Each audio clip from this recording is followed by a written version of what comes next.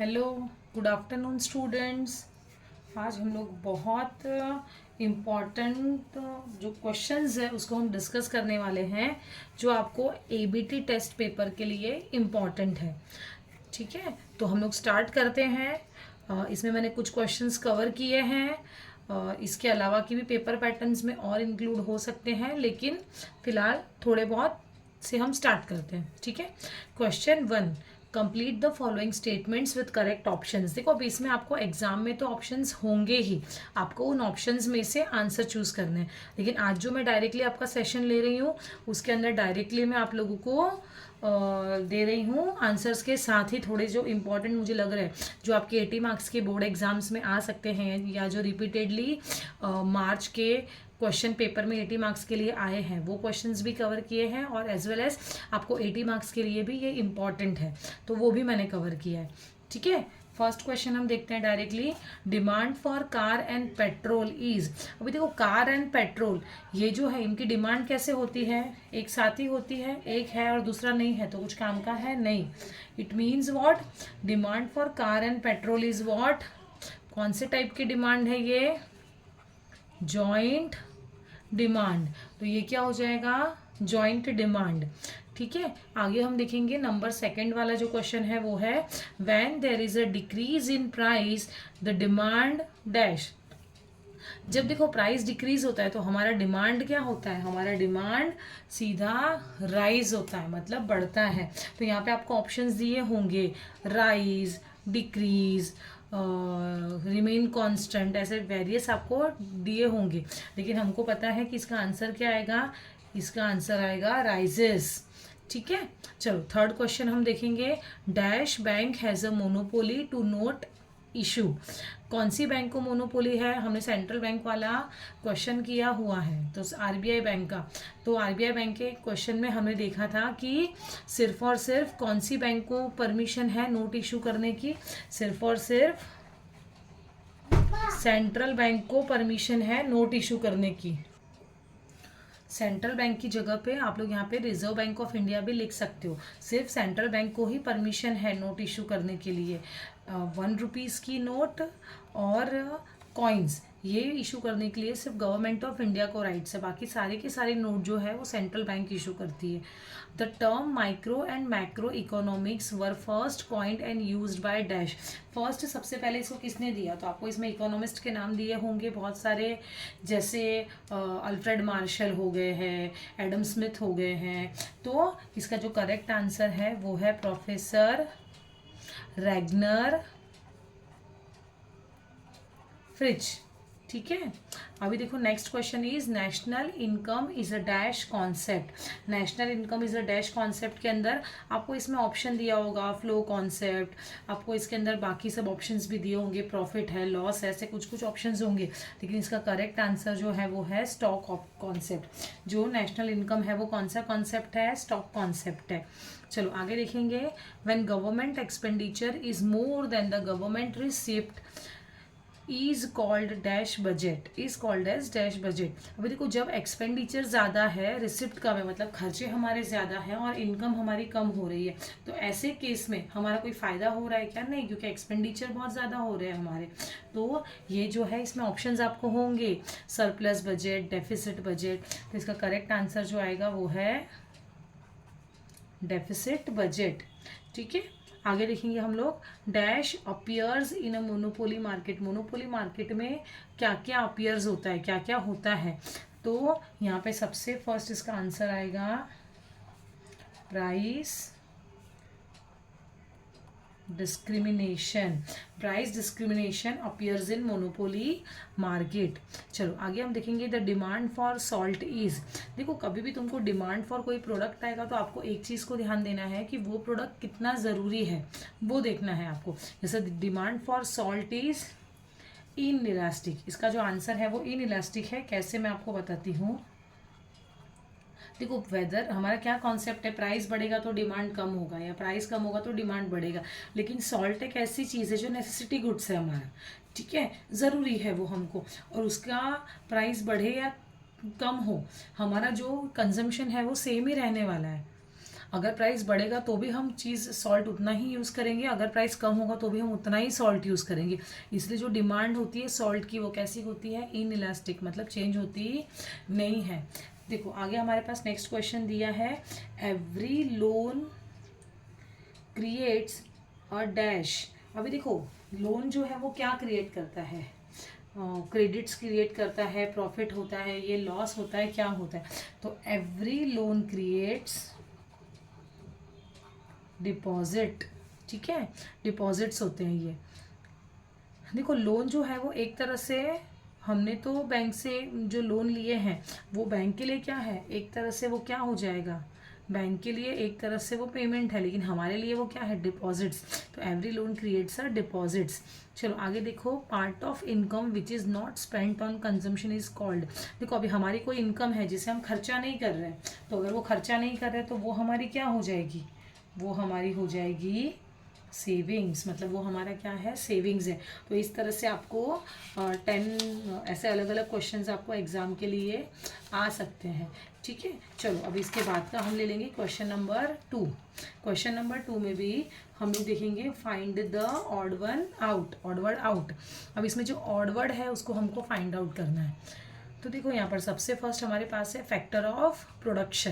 अभी देखो factor of production में हमारे पास है लैंड, लेबर, कैपिटल और एंटरप्रेन्योर। तो हमारे पास यहाँ पे सबसे अलग क्या है, यहाँ पर हमारा फैक्टर ऑफ प्रोडक्शन कौन सा नहीं है, ये रेंट है, मतलब ये रिवॉर्ड होता है, रेंट जो है वो रिवॉर्ड है। तो इसका जो आंसर है ऑड वन आउट है, ये क्या आ जाएगा, रिवॉर्ड। तो आप एग्जाम में ऐसे नीचे लिखोगे आंसर रेंट, ठीक है। मैंने डायरेक्ट यहाँ पे बॉक्स किया, आप लोग को ऐसे नीचे डायरेक्ट लिखना पड़ेगा, ठीक है। चलो अभी देखो हम देखेंगे टाइप्स ऑफ यूटिलिटी। टोटल हमारे पास कितने टाइप्स की यूटिलिटी है, 6 टाइप्स की यूटिलिटी है। 6 टाइप्स की यूटिलिटी में form utility, time utility, date utility, place utility.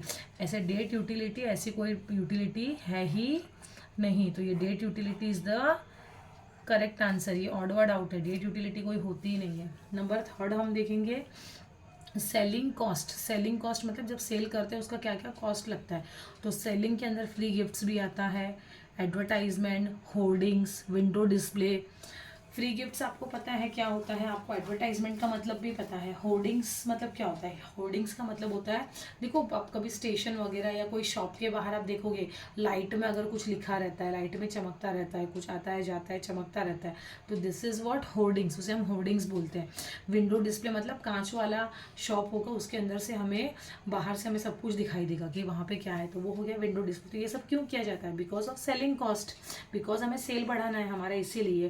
लेकिन पैटेंट्स जो है, ये पैटेंट्स क्या है, असेट्स है हमारा, इनटेंजिबल असेट्स, आपने अकाउंट्स में पढ़ा होगा। तो इसका करेक्ट आंसर क्या है, पैटेंट्स, ठीक है। आगे हम देखेंगे जॉइंट डिमांड। ऐसी डिमांड जो जॉइंटली होती है, जैसे हमने फिल इन द ब्लैंक्स अभी देखा था कार एंड पेट्रोल वाला, ठीक है, वैसे ही सेम कार एंड पेट्रोल क्या है, जॉइंट डिमांड। कार है तो पेट्रोल चाहिए, और पेट्रोल अगर मेरे पास है अगर कार नहीं है तो मतलब क्या है, तो ये दोनों क्या है, joint demand. T and sugar, चाय में शुगर चाहिए, तो टी एंड शुगर भी क्या हो गया, जॉइंट डिमांड हो गया। मोबाइल के बिना सिम कार्ड भी काम नहीं करता, तो मोबाइल एंड सिम कार्ड भी जॉइंट डिमांड है। लेकिन पेन और पेंसिल इसका करेक्ट आंसर है, क्योंकि पेन और पेंसिल क्या है, सब्सटीट्यूट गुड्स है, या तो बंदा पेन से लिखेगा या तो पेंसिल से लिखेगा, तो pen and pencil is a substitute goods, तो ये इसका आंसर है। नंबर 5 देखो, reward for factor of production. Rewards मतलब जो हमने यहाँ पे लैंड, फैक्टर ऑफ प्रोडक्शन देखे, लैंड, लेबर, कैपिटल, एंटरप्रेन्योर। तो लैंड पे हमें क्या मिलता है, रेंट। लेबर पे क्या मिलता है, वेजेस। कैपिटल पे क्या मिलता है, इंटरेस्ट। लेकिन लेबर, ये लेबर क्या है, सीधा फैक्टर ऑफ प्रोडक्शन आ गया। तो हमारे यहाँ पे करेक्ट आंसर क्या हो जाएगा, लेबर, ठीक है। Exceptions to the law of DMU. अभी देखो लॉ ऑफ डीएमयू के अंदर हमारा एक्सेप्शंस क्या क्या है। ऑफ कोर्स तुम लोग को याद होगा, मैंने लॉ ऑफ डीएमयू के ऊपर भी, एक लॉ के ऊपर भी बनाया हुआ है वीडियो, और उसके अंदर मैंने लॉ ऑफ डीएमयू बहुत अच्छे से एक्सप्लेन किया हुआ है, और कितने मार्क्स के लिए कितना पॉइंट वगैरह लिखना चाहिए वो भी मैंने उसके अंदर एक्सप्लेन किया है। तो अगर आप लोगों ने अब तक वो नहीं देखा है तो आप लोग जाकर वो देखिए, काफ़ी और डिटेल में वीडियो बनाया है मैंने। तो यहाँ पे exceptions to the law of DMU का यहाँ पे एक्सेप्शन कौन सा है ये हमें देखना है यहाँ पर। तो सबसे फर्स्ट यहाँ पर दिया है माइजर तो है ही लालची, ड्रंकार्ड पावर, ये सब भी है। क्या नहीं है एक्सेप्शन के अंदर? Rational consumer. तो इसका जो आंसर आएगा वो क्या आएगा? Rational consumer. नंबर 7 देखो, डायरेक्ट टैक्स। डायरेक्टली हम लोग कौन कौन से टैक्स भरते हैं यहाँ पे? तो डायरेक्ट टैक्स के अंदर आएगा sales tax, income tax, import, wealth tax, property tax. देखो इनकम टैक्स भी डायरेक्टली भरा जाता है, वेल्थ टैक्स भी डायरेक्टली भरा जाता है, प्रॉपर्टी टैक्स भी डायरेक्ट भरा जाता है। सेल्स टैक्स एक ऐसा टैक्स है जो डायरेक्टली नहीं भरते हैं। मैंने कोई चीज़ खरीदी तो मैं उस पर ड्यूटी जो पे करूँगी, एमआरपी के अंदर जो पे करूँगी, वो होता है मेरा सेल्स टैक्स। तो ये मैं इनडायरेक्टली कस्टमर से वसूल करती हूँ, तो ये हो गया इनडायरेक्ट टैक्स। नंबर 8 देखो, types of foreign trade. Local trade, import trade, export trade, entry port trade. Import, export और एंट्री पोर्ट ये तो तीनों ट्रेड ही है, लेकिन लोकल ट्रेड करके ऐसा कोई फॉरेन ट्रेड होता नहीं। लोकल है तो वो फॉरेन कैसे हो सकता है? समझ में आ रहा है? तो लोकल ट्रेड इसका ऑड वन आउट है। वो देखो, types of bank account. Saving account, demat account, recurring account, current account. Saving, recurring, current ये तो है ही। डीमेट अकाउंट क्या है? सेव अपना टाइप ऑफ बैंक अकाउंट नहीं है, तो इसका करेक्ट आंसर आएगा डीमेट अकाउंट। नंबर 10 देखो, financial assets. Bond, land, government securities and derivatives. ये तो बिना बताए तुम लोग बता सकते हो कि इसका आंसर क्या आएगा? लैंड। क्योंकि लैंड क्या है? इसके अंदर ऑड वन आउट है, मतलब लैंड जो है वो फाइनेंशियल असेट्स नहीं है, लैंड तो एक प्रॉपर्टी है। ठीक है, तो इस तरह से आपको क्वेश्चन 2 भी एग्जाम में पूछ सकते हैं। अभी हम लोग सीधा जाएंगे क्वेश्चन नंबर 3 के ऊपर। जो क्वेश्चन नंबर 3 है वो है कंप्लीट द कोरिलेशन। अभी कोरिलेशन मतलब रिलेशन मेंटेन करना है। देखो जैसे करंट ईयर है 125, तो बेस ईयर, ये मैंने इंडेक्स नंबर चैप्टर एक्सप्लेन किया था, तभी आप लोग को बताया था। नहीं भी पता है तो यहाँ पे बेस ईयर क्या हो जाएगा? 100। ठीक है, आगे देखो, पर्सनल इनकम माइक्रो है तो नेशनल इनकम, ये माइक्रो इकोनॉमिक्स, तो ये क्या आ जाएगा? Macro economics. थर्ड वाला देखो, थर्ड वाला दिया है old age pension, revenue expenditure. तो इन्वेस्टमेंट इन मशीनरी, मशीन आ गया, मतलब ये क्या है? कैपिटल, और ऊपर से साथ में क्या है?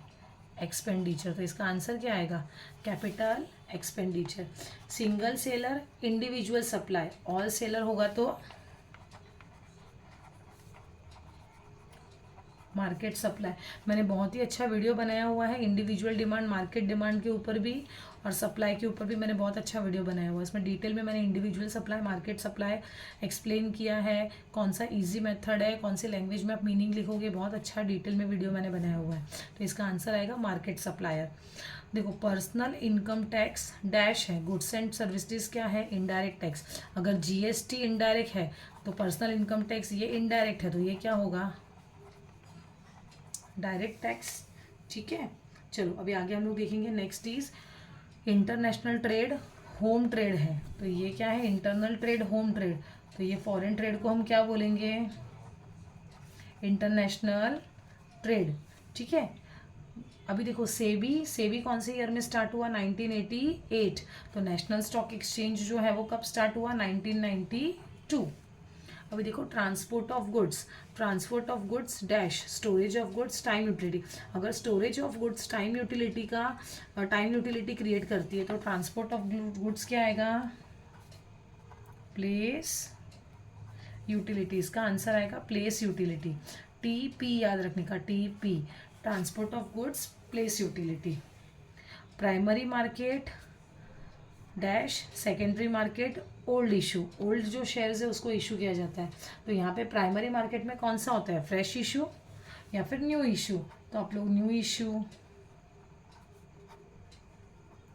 फ्रेश इशू कोई भी एक पॉइंट लिख सकते हो, दोनों में से कोई भी एक लिख सकते हो। 10 नंबर दिया है हमको, इंटरनल ट्रेड, इंटरनल डेप्ट, government borrow from it citizen dash, government borrow from another country. Internal डेप्ट मतलब सिटीजन से ही लेना, तो ये जो बाहर की कंट्री से हम लेंगे वो ये इंटरनल है, तो ये क्या हो जाएगा?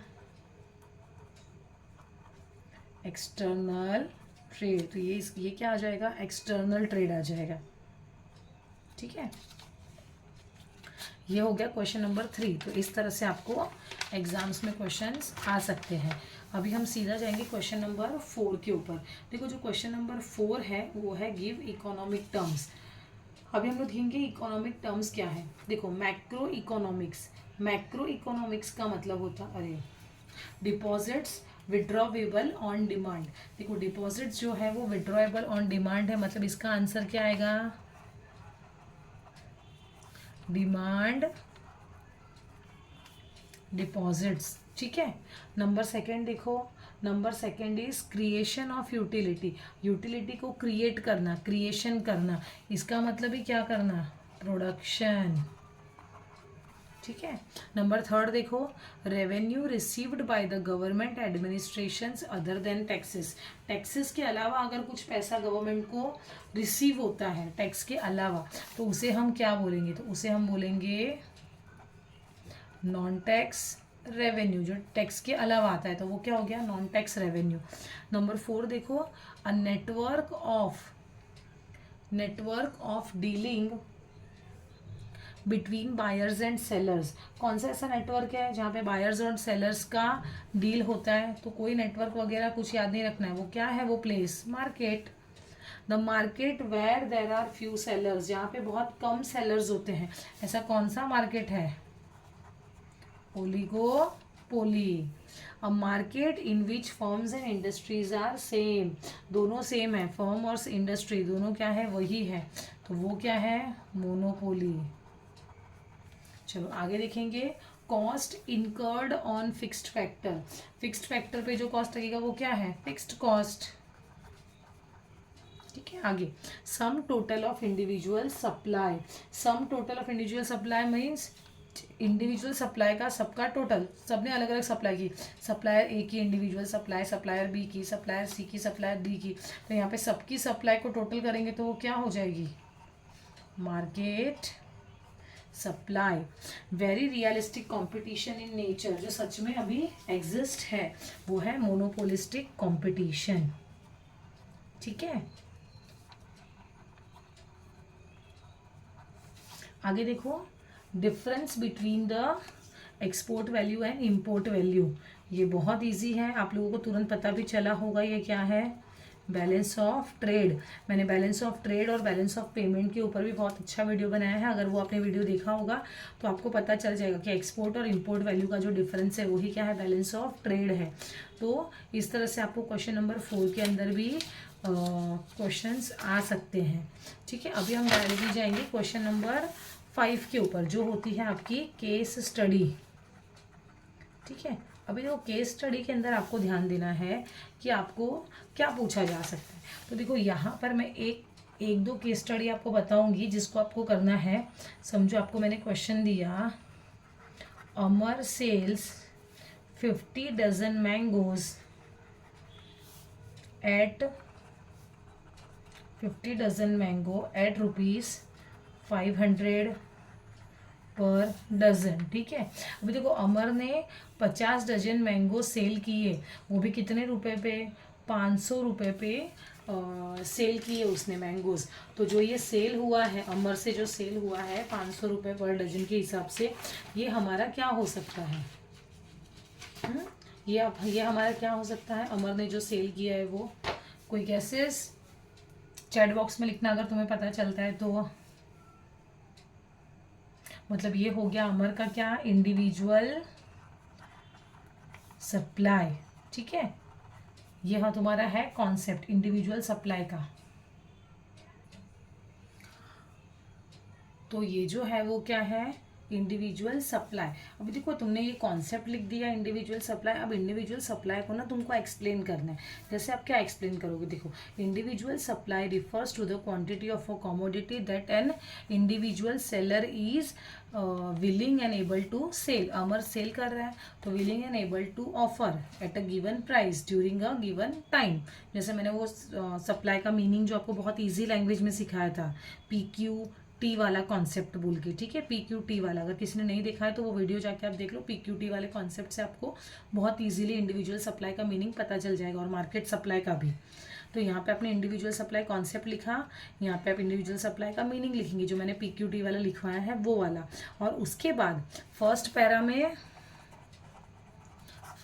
में आपको इंडिविजुअल सप्लाई जो है इसका मीनिंग बताना है, और सेकंड पैरा जो आप लिखोगे वो सेकंड पैरा में आपको लिखना है कि इसमें अमर ने क्या किया।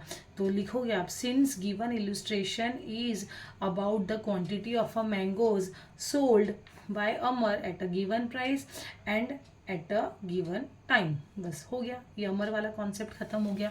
सपोज अभी आपको सेकंड जो आपको कॉन्सेप्ट दिया हुआ है, समझो उस आपको सेकंड कॉन्सेप्ट दिया हुआ है, उस सेकंड कॉन्सेप्ट के अंदर आपको क्वेश्चन ऐसे बोला है कि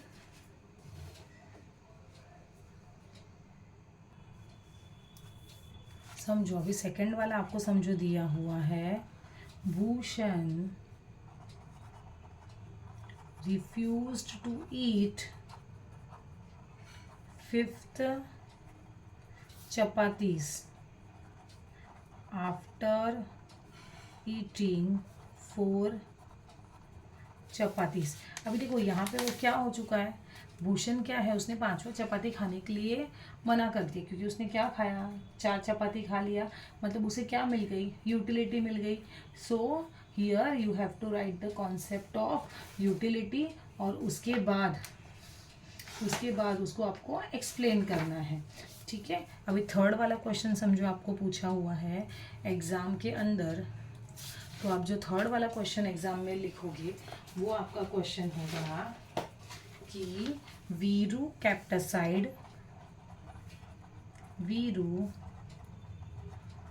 aside 100 kg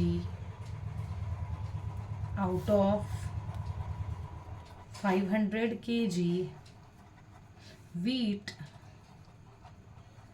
produced in his farm